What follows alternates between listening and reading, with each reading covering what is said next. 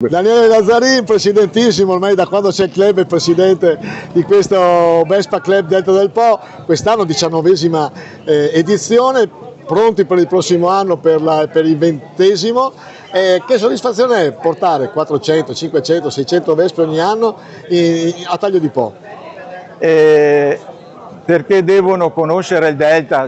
Marketing territoriale, riuscite a portare gente da tutte le parti d'Italia, ricordiamo dalla Puglia, dall'Emilia, dalla Lombardia.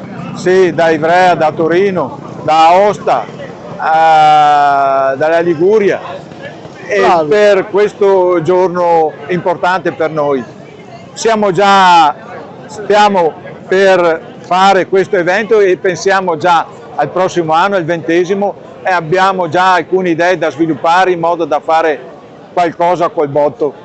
Grande Daniele, che dire, seguiremo poi anche la partenza, ripetiamo, si preaspettano più o meno 500 Vespe anche oggi e complimenti come sempre a voi che organizzate, bravi. Grazie, grazie Leandro, grazie.